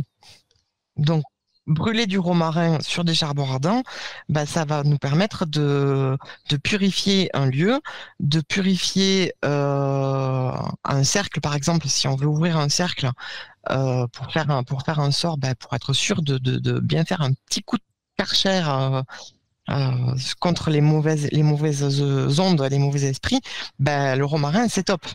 En plus, ça sent bon, donc c'est plutôt bien. Il attire les elfes et les fées, et particulièrement les gnomes. Hein. Tout ce qui est terre. J'adore. Voilà. Oui. Et c'est pas déconnant du tout de l'utiliser comme ingrédient pour un bannissement. Donc pour bannir quelque chose, une mauvaise habitude, une personne toxique, un mauvais sort. L'utiliser dans des mojos, dans tout ce que vous voulez finalement. Le romarin, c'est facile à trouver et ça peut marcher. Enfin, ça peut être une plante pas mal, je pense. Non, mais moi, tu m'as dit gnome, ça y est, moi je suis partie en fait. Hein. Ah oui, mais je suis passée à autre chose. Là. Oh, ouais, mais moi je suis restée sur les gnomes. Ouais. D'accord, ok.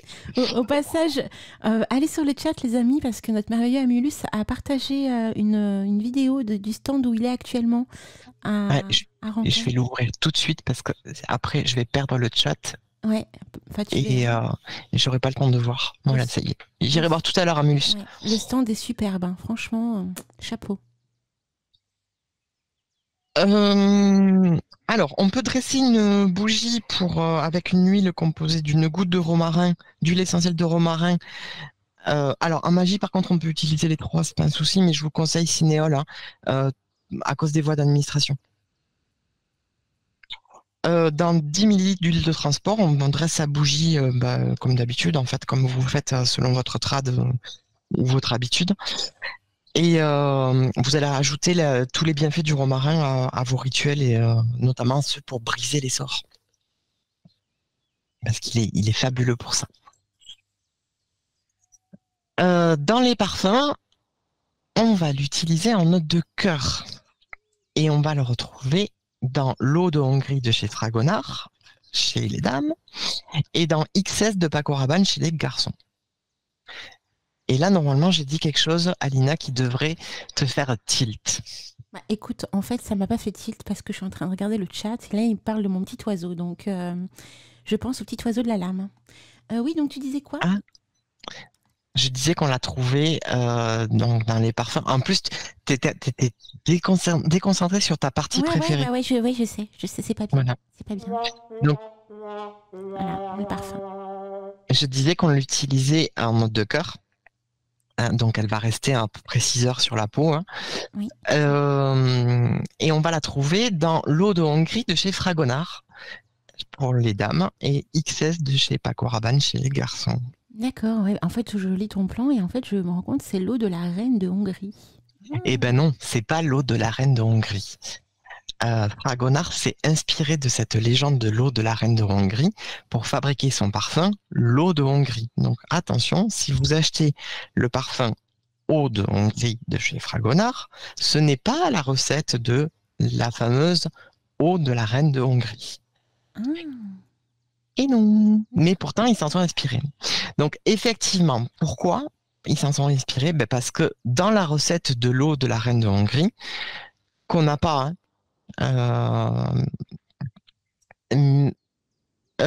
oui, tu l'as dans le XS féminin aussi, Abyss. Oui, tu t'en as un petit peu, mais de façon moindre. Le romarin est vraiment quelque chose d'assez masculin dans l'odeur. Excusez-moi, je réponds au chat. Donc, au XIVe siècle, pour ceux qui ne savent pas, en fait, il y avait une reine de Hongrie qui n'est jamais nommée, donc on ne sait pas qui c'est, en vrai. Il était perclus de rhumatisme à 72 ans et un moine va lui donner une eau de Cologne, même si c'est un peu anachronique ce mot puisqu'on ne parle pas encore d'eau de Cologne, à base de romarin. Et cette eau de Cologne va lui faire beaucoup de bien sur ses rhumatismes. Rappelez-vous, je vous ai dit qu'il y avait un effet antalgique chez le romarin. Et que, comme deuxième effet qui se coule, cette eau de Hongrie avait rendu une deuxième jeunesse à la reine au niveau de la peau et qu'elle en paraissait 30 de moins, à tel point qu'à l'âge de 72 ans, elle va réussir à séduire le prince de Pologne. À 72 ans. Et qui avait quel âge? Lui qui était, enfin c'est pas dit, mais qui était en âge de se marier. Ouais, donc c'est un petit genou, quoi. Ouais. Donc alors, je pense que c'est quand même une légende quand même, parce que les princes en général, leur premier devoir c'est de se reproduire. Hein. Oui. Donc on se marie pas avec quelqu'un de 72 ans. Non. Donc, je pense quand même qu'il s'agit d'une légende. Mais bon. On n'a pas la recette de ce moine. Donc, on a plein de recettes de l'eau de la reine de Hongrie qui pullulent partout. Et au XIVe siècle, on faisait beaucoup cette eau pour soigner, en fait. Les eaux de Cologne, ce sont des soins à la base. Et puis, il va arriver effectivement l'eau de Cologne classique aux agrumes, lorsqu'on va avoir des agrumes, qui va être au niveau des senteurs beaucoup plus intéressantes et qui vont détrôner cette eau-là et qui va prendre le pas, puis après on va avoir le Floride et tout ça. Et du coup, on perd la recette. Donc, moi, j'en ai une qui, lorsque je l'ai trouvée, je sais plus du tout où je l'ai trouvée, c'était au tout début de ma pratique et je vous avais dit qu'au tout début, j'avais pas sourcé mes trucs, comme beaucoup. Et c'est pour ça qu'on vous dit, quand vous trouvez quelque chose, mettez où vous l'avez trouvé, parce qu'après, quand vous cherchez, vous savez plus où c'est. Donc, c'est pas sourcé. Mais Yabi me l'a validé, entre guillemets. Quand je lui en ai parlé, je lui ai dit, Yabi, j'ai ça, je sais plus d'où je le sors. Elle m'a dit, elle est très bien, ta recette. Voilà. Déjà, c'est bien, tu as eu confirmation, quoi. Ouais. Donc, moi, cette eau, quand je la fais pour comme je m'en sers comme astringent cutané. En fait, ça marche bien. J'ai une espèce de, alors c'est pas un peeling, c'est un truc un peu acide pour retendre la peau en fait. Voilà, c'est de la cosmétique pure. Hein. Donc, il va vous falloir 180 millilitres de vinaigre de cidre. Attention, vinaigre de cidre, pas un autre. Pourquoi? Bah parce qu'en fait, dans ce vinaigre-là, il y a des tanins, et c'est les tanins qui vont agir. C'est pas l'acidité du vinaigre qu'on recherche, c'est le tanin. Et 60 millilitres d'hydrolat de rose. Bon, la rose et la peau, hein, c'est plus à démontrer. Hein. Dans les éléments séchés, on va utiliser 4 grammes de feuilles de mélisse, 4 grammes de fleurs de camomille, 4 grammes de pétales de rose. Les pétales de rose rouge, c'est mieux, mais toutes les roses, ça marche. 1 gramme de calendula, 1 gramme de romarin, 1 gramme de sauge, 1 gramme d'écorce de citron, 1 gramme de consoude et 1 gramme de mauve. Toutes ces plantes ont un effet cutané. Ils ont un effet anti-âge et tenseur cutané. On va prendre donc ce mélange. On va dans un pot hermétique sans couvercle en métal, parce que n'oubliez pas, il y a du vinaigre de cidre, donc l'acidité du vinaigre va corrompre le métal et va apporter des éléments métalliques à votre lotion dont on ne veut pas. Donc c'est important qu'il n'y ait pas de couvercle en métal.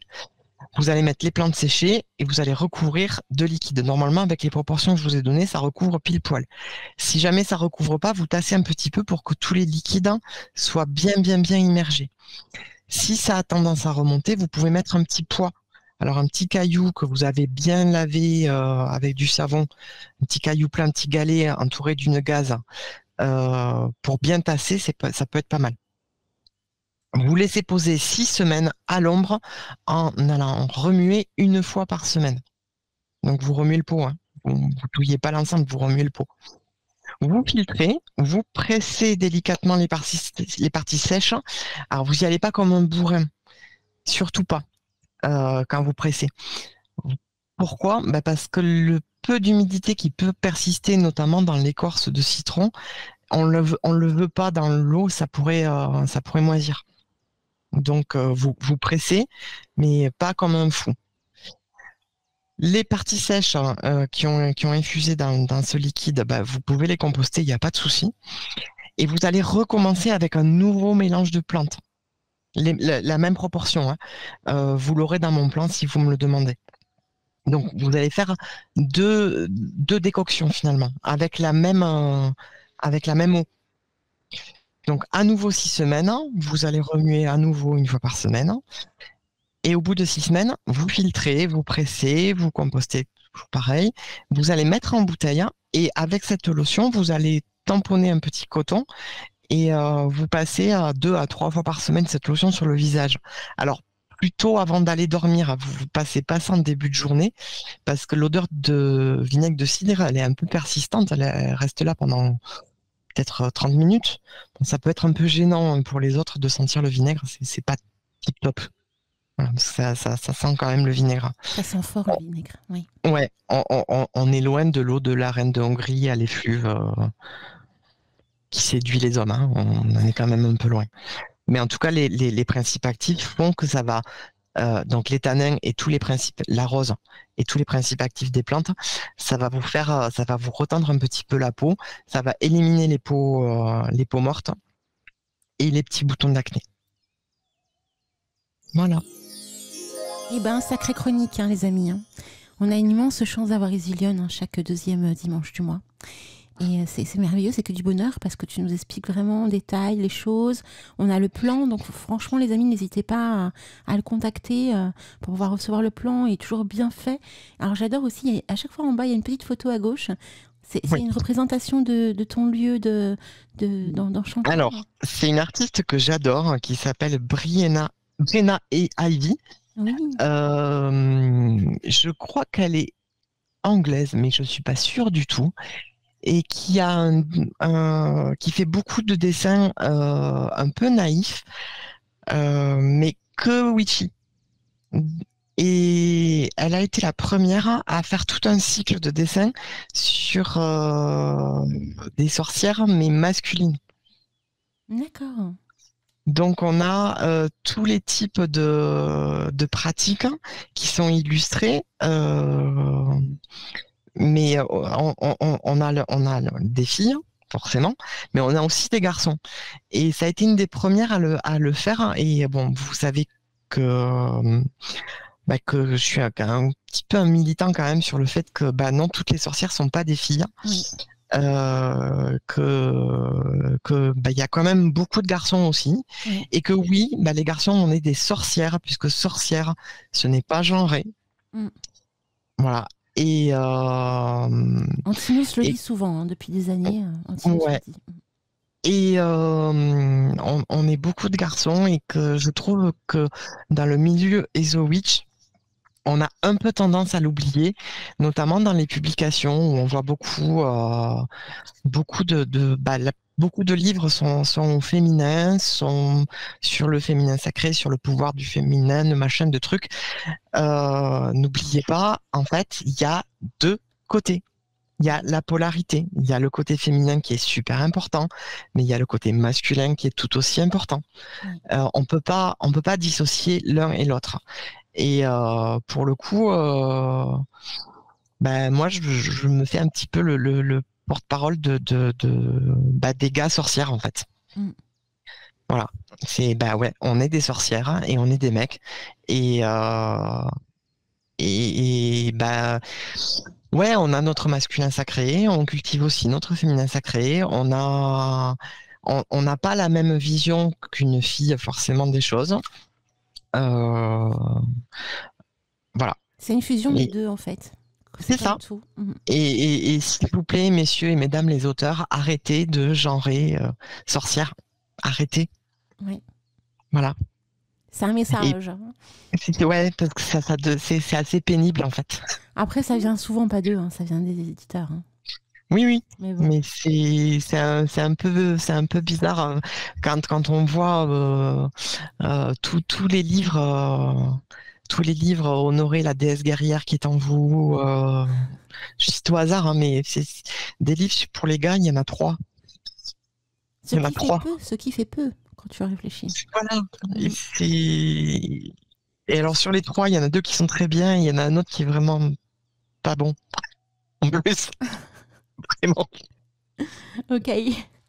On aura peut-être l'occasion d'en parler lors d'une chronique spéciale littéraire autour des bouquins. Mais, tu veux. Si toi tu veux aussi, hein, parce que bon. Ouais. Quand on voit vous savez, la collection des outils de la sorcière. Ouais. Tout est au féminin. Ouais. Alors moi je les ai pas tous, hein, mais je vois. Alors moi je les ai tous. Ah, t'as appris carrément la collection. Tout est au féminin. D'accord. Ce qui est un non-sens parce que, en plus là pour le coup c'est la traduction, hein, puisque en VO, l'anglais, c'est pas au féminin. Ouais. Donc ça a été. Mais la traduction c'est au féminin. Voilà, ça a été traduit en français de cette manière. Et quand on est un peu curieux et un peu tatillon, je fais un gros poutou à Runa, pardon. Elle aime pas quand je dis Runa. Si j'ai regardé la traduction, c'est une fille qui a fait la traduction. Ah voilà. Oui. Ceci explique cela, les amis, toujours. Et oui. Merci mon petit Zillion, hein, vraiment pour cette magnifique matinée en ta compagnie, c'était merveilleux. Comme merci à vous. Je suis ravie d'avoir fait cette saison avec vous. Donc il y a des petits changements sur la saison 2, mais je crois qu'on en parle le 7, c'est ça? Oui, tout à fait. À moins que tu veuilles un petit peu en parler là, il n'y a pas de souci. Non. Si tu as prévu de le faire le 7, on le fait le 7, il n'y a pas de problème. Il va y avoir des petits changements. Ouais, il y a des petits changements. Alors pas, en ce qui me concerne, pas très gros. Non. Mais quand même des changements. Mais ce qu'il y a de bien, c'est que tu vas être avec une autre enchanteresse chroniqueuse, donc le même jour. Ouais. On n'en dit pas plus. Non. C'est surprise. Oui. En tout cas, les amis, n'oubliez pas ce soir, à partir de 20h, la croisière folk avec Eric Cooper. Et exceptionnellement, il n'y aura pas d'émission à 21h ce soir. Comme vous le savez, hein, c'est un grand jour, c'est les élections aujourd'hui. Et donc, comme pas mal d'entre nous, mais nous serons en train de faire le dépouillement. Donc là, je ne vais pas tarder de me préparer pour aller filer derrière. Donc, je vous vois à toutes et à tous plein de gros bisous. C'était un très bon week-end. Plein de bisous à toi également, Isiliane. Je vous fais plein de poutou. Oui. Et puis je vous dis ou à l'année prochaine ou au 7 parce que je sais pas si on sera en direct. Ah, mystère et boule de chewing-gum. Hein. Je vous dirai un petit peu plus dans quelques jours. Ok. Ouais. Et n'oubliez pas d'aller voter. Ah bah oui, c'est important. Oui. On est d'accord. Cette émission sera en rediffusion cet après-midi entre 16h et 18h, les amis. Belle après-midi à toutes et à tous, belle semaine également. Et ciao et bon dimanche.